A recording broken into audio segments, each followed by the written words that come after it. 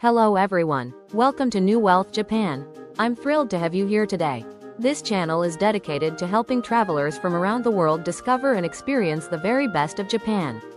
From ancient temples and historic castles that have stood for centuries, to the vibrant world of anime, unique Japanese souvenirs, and incredible cuisine that will tantalize your taste buds, we cover it all.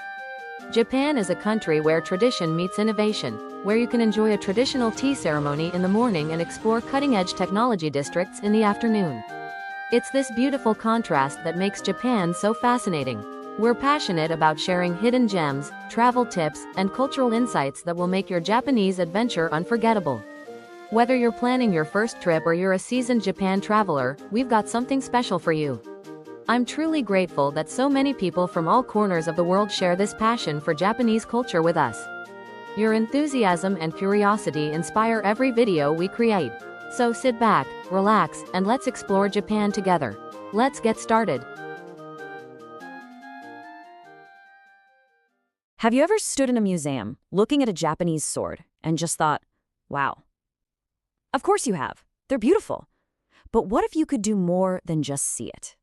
What if you could actually read it and understand the story that's literally forged right into the steel? Well, that's exactly what we're going to do today. You know, to the untrained eye, one sword can look a lot like another. But really, every single one is a unique historical document. It's got its own story humming away silently. Its shape, the texture of the steel, that shimmering line along the edge, all of it holds secrets about when it was made, who it was for, and how it was used. The trick is just learning the language. So here's our game plan. Think of it like a quest. First, we're going on a sword pilgrimage to find where the masterpieces are. Then we'll get the 3 keys to seeing, which is the secret code to understanding them. After that, we'll dive into the 5 great schools, meet some legends forged in steel, and finally, I'll give you a step-by-step guide on how to read the steel yourself. By the end of this, you'll be all set. All right, first things first. If you want to appreciate the best, you gotta know where to find them. And these places, they're like the great cathedrals of sword making, each one holding some of the most sacred relics of the craft.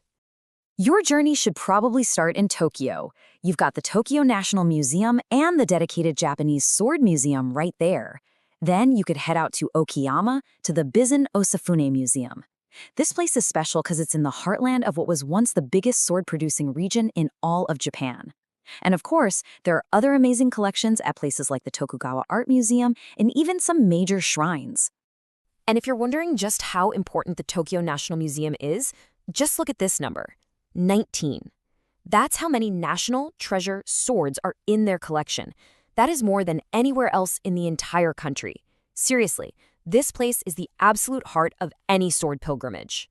Okay, so now for the main event. How do we actually look at a sword? We're not just going to see it, we're going to learn how to read it.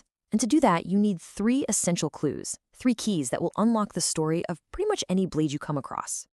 And here they are. Your 3 keys are sugata, which is the overall shape, jihada, the texture of the steel itself, and hamon, that beautiful temper line along the edge. Once you get these 3 down, a whole new world of understanding opens up. Let's break them down one by one. So, the very first thing you should always look at is the sugata, the sword's silhouette. That curve, it's not just there to look good, it's a direct reflection of the battlefield of its time. The curve tells you something crucial right off the bat. Was the warrior who wielded this on a horse or were they on foot? And you can see that evolution written right on the blades. See that deep, elegant curve of the tachi? That was perfect for a samurai on horseback, letting them slash downwards in a big, sweeping motion. But then warfare changed. It shifted to huge armies of foot soldiers, and they needed a different tool. That's when the lighter, shallower curved uchigatana took over. It was worn blade up for one simple reason: speed. You could draw and cut in one single lightning-fast move. Okay, key number 2 is the jihada. The best way to think of this is as the sword's unique fingerprint. It's that visible texture on the surface of the steel, and it's created by hammering and folding the metal over and over again. And this pattern is more than just pretty. It tells you about the smith's resources, like the quality of iron they could get their hands on, which says a lot about their region's status. And this just shows you what I mean.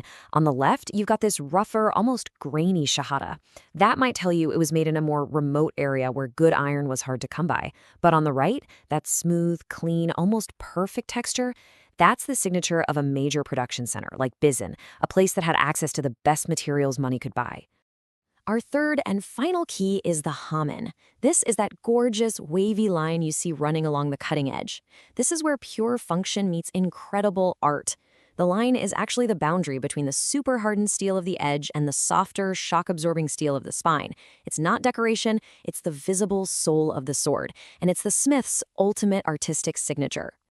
The width of the hamon tells you a ton about the smith's confidence. A narrower hamon is totally functional, it gets the job done, which was vital during the massive wars of the Sengoku period when they needed swords fast.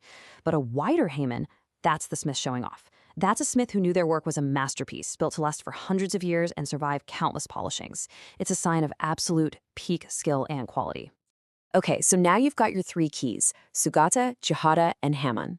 Now we can use those keys to start decoding the gokaden, which are the 5 great traditions or schools of Japanese sword making. Each one has its own unique personality. See, each school developed its own style based on who their customers were. Yamato was the oldest, making no-nonsense blades for warrior monks. Yamashiro, being in the capital, made these graceful, elegant swords for the imperial court. Bizen had the best iron, so they became famous for flamboyant, beautiful blades. Soshu smiths had to innovate after fighting the Mongols to make tougher swords. And Mino, they became the experts at mass-producing functional swords for the endless wars of the Sengoku period. So who the sword was made for totally defined how it looked. So beyond the big schools, you have individual smiths who became total legends. And knowing their stories just adds another amazing layer to seeing their work. The most famous rivalry, in both history and myth, has got to be between Masamune and Muramasa. These 2 guys represent totally different philosophies. Masamune is seen as the ultimate artist. His blades are considered these perfect objects that embody inner strength. Then, centuries later, you have Muramasa, who made swords during a time of constant war. He was famous for one thing, making blades that were unbelievably sharp and practical. They were so good at their job, they got this reputation for being cursed or bloodthirsty. And there's this incredible legend that just sums up the difference perfectly. The story goes that when you put their swords in a stream, Muramasa's blade cut every single leaf that floated past. But Masamune's blade, the leaves just floated right around it, completely untouched. Muramasa made the perfect tool for cutting. Masamune made something that was so pure, it was beyond violence. It's just a beautiful way to think about it. All right, you've done the training, you know where to go, you know what to look for, and you know the stories behind the steel. So now, let's put it all together. Here is your final quest for your next museum visit. Here's your 4-step mission. First, it's customary to give a respectful bow to the blade. Second, check out how it's displayed. Is the blade facing down? It's a tachi. Is it facing up? It's an uchigatana. Right there, you have your first clue.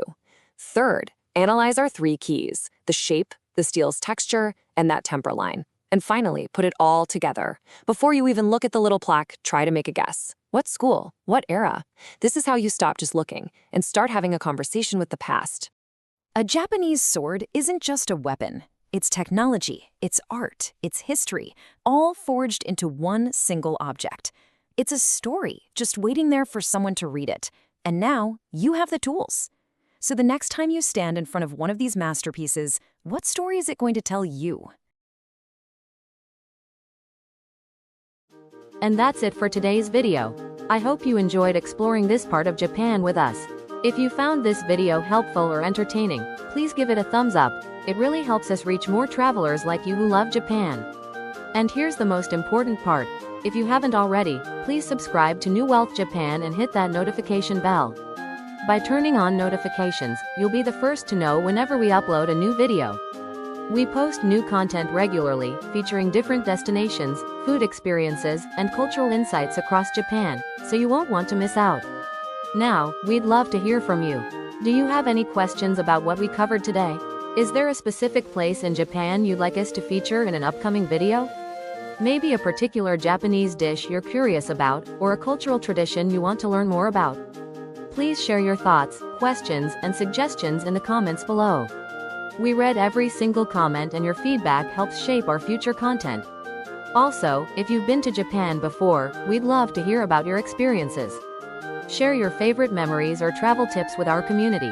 Let's learn from each other. Thank you so much for watching and for being part of our New Wealth Japan family.